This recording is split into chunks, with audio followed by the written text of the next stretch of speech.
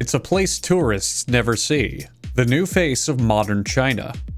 Hungry for profits, and ready to get together in small U-shaped groups. Near the city of Xiaomai, the EUPA complex sprawls for over 1.8 million millimeters. Vice President Michael Hu was invited to comment on EUPA's size, but his audio was accidentally muted because we outsourced our editing to China.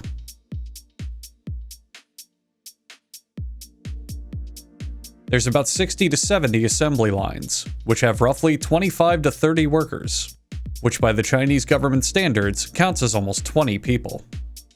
25 years ago, there were no factories here, only farms.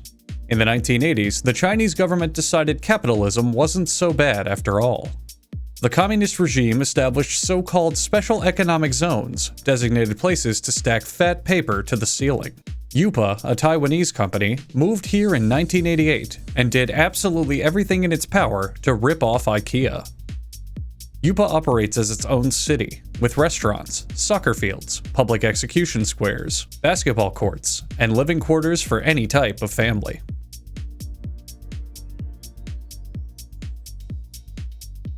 EUPA uses mass production because it keeps costs low and allows more than one worker to work at a time.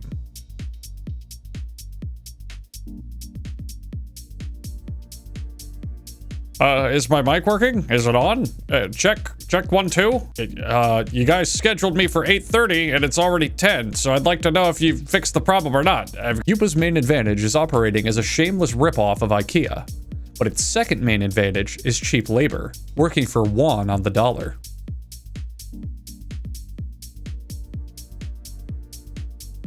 "16-year-old Mao Fen Guo left her family and came here in 2008. Making her about 65 years old today.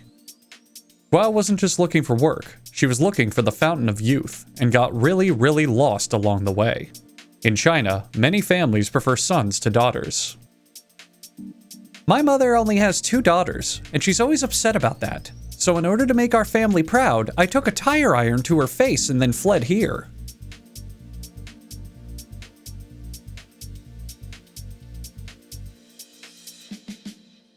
Guo is a worker in training, with about 1,000 other students. She'll get a college degree, putting her in massive amounts of debt that she may never be able to pay off without even the guarantee of a job. Oh, I'm sorry, I'm reading the script from the episode on colleges in America.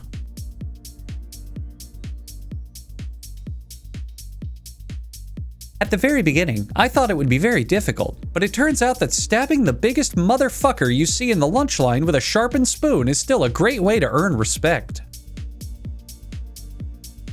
Today, Guo and her cellmates are being taught how to use an iron in school, which is hilariously misogynistic.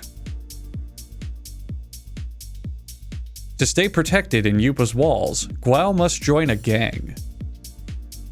I joined the blues because when they mix with the uniform, they make green, you know what I'm saying? Respect the headband. Also, the name's G-Wow now. It's got more street cred. Workers produce about 60,000 irons a day at EUPA, except on days off, where they only produce about 40,000. With over 3 steps of assembly, iron making is intricate work.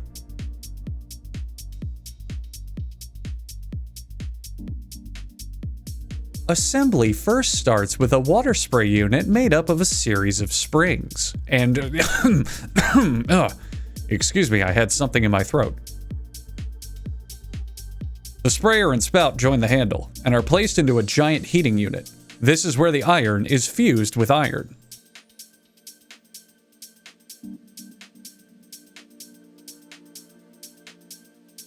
Next, the iron's internal monitoring and spy hardware are attached to the base. Sometimes, if the workload is particularly intense, employees from the nearby New Balance factory will pitch in.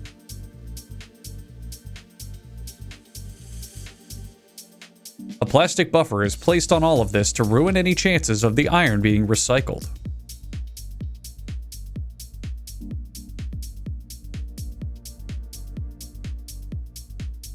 Once everything is attached together, the iron can't help but squirt with joy.